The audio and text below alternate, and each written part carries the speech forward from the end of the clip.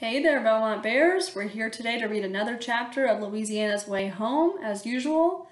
I am reading this book with the permission of Scholastic, and we're here today to read chapter 23. We are getting along in this book. I think that, I forget the exact number of chapters, but I think it's, 28. There's only 28 chapters, so 23 is what we're on today. Wow, we're getting close.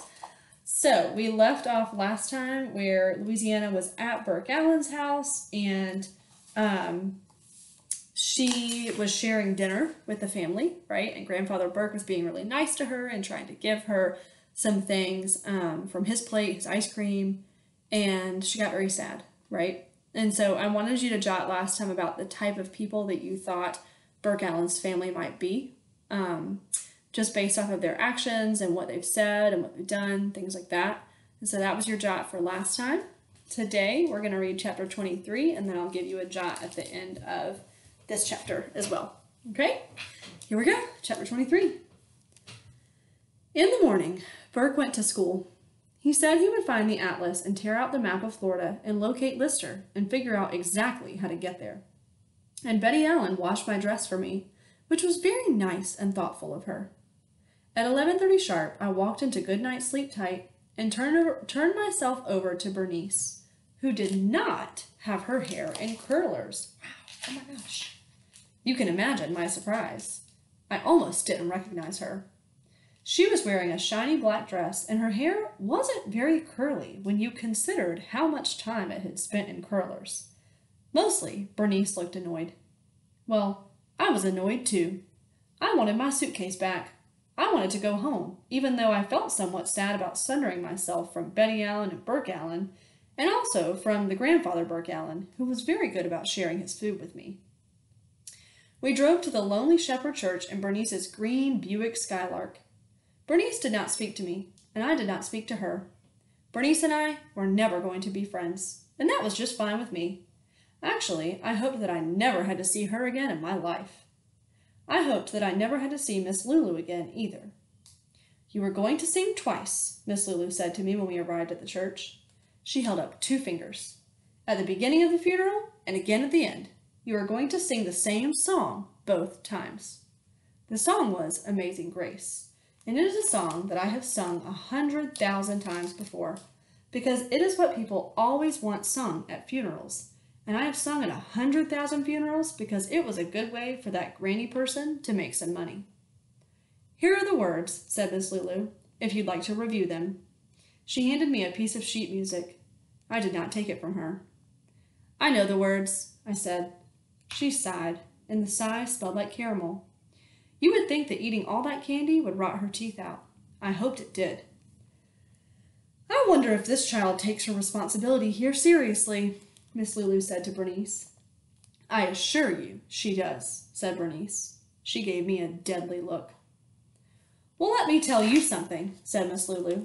I discovered her sneaking around Reverend Overtask's office yesterday with his pipe in her hand. Can you imagine?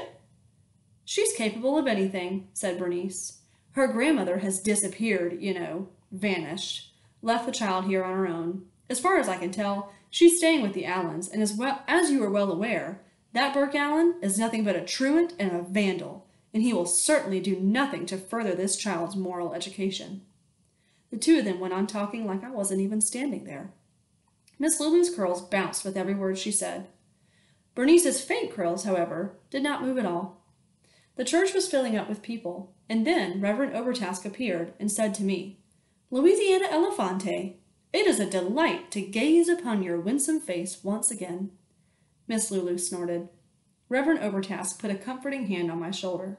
He said, Let's get this show on the road. We will begin with the child singing, said Miss Lulu. Just as it should be, said Reverend Overtask. Just exactly as it should be. The light came in through the stained glass windows. Bernice went and sat down, and Miss Lulu started to play the organ, and I stood up there and sang. Miss Lulu's playing was terrible, of course, but it was just not possible for me to sing without putting my whole heart into it. You have a gift, Louisiana, and the more of yourself you put into the song, the more powerful, the more truthful the song becomes. That is what Granny said to me. As if that woman knew anything about the truth. What a liar she was. She was nothing but a liar. Maybe I wasn't found in an alley at all. Who could say? And speaking of alleys, what kind of people put their baby on top of a pile of cardboard boxes in a dark alley? It was terrible. Just as Reverend Obertask had said, my parents were terrible. No real mother would ever leave her baby in an alley. Why, Betty Allen would never do such a thing to Burke Allen in 1,000,000,000,000,000 years. Oh, it made me mad to think about it. All of it. But even though I was mad, I put myself into the song. I put every bit of myself into it. There was a rustling out in the pews. It was the sound of people pulling tissues out of their pockets and their purses. They were all crying, and that was good. I wanted them to cry. I put even more of myself in the song. And then I saw something truly terrible. Sitting right there in the very front row was Mrs. Ivy from the dentist office. Her lips were in a straight line, and she was pulling a piece of paper out of her purse. Oh my goodness! It was the bill for teeth removal. She was waving it in the air. And then I noticed that Dr. Fox was sitting right next to Miss Ivy. His little round glasses were winking in the light, and he was wearing his dental coat. There was still a spot of blood on it. It seemed like a very inappropriate thing to wear to a funeral. The room tilted sideways, and then it righted itself again. My goodness, the church building was like a ship on stormy waters. I kept singing. And then I saw her. I saw Granny. I couldn't believe it. She was sitting right behind Dr. Fox. She was wearing her fur coat, and she was smiling at me, using all of her teeth. Was she back already from fighting the curse? How did she manage to recover her teeth? Was there no end to her powers? Way at the back of the church, somebody went floating by in a flying trapeze kind of outfit, which is also not the kind of thing you should wear to a funeral. But maybe the spangly outfit was just something I imagined because it was there. A flash of light, and then it was gone. When I looked away from the glittery light and back at Granny, she was still smiling at me. She was sitting up very tall, reminding me to stand up straight, to project my heart into the world. I shook my head. The sanctuary was tilting terribly again. Everything was sliding to one side. I stopped singing. And then Miss Lulu stopped playing the organ, which was a relief. Everything was silent as silent could be. And that is when Clarence flew into the Good Shepherd, his dark feathers shining like a light.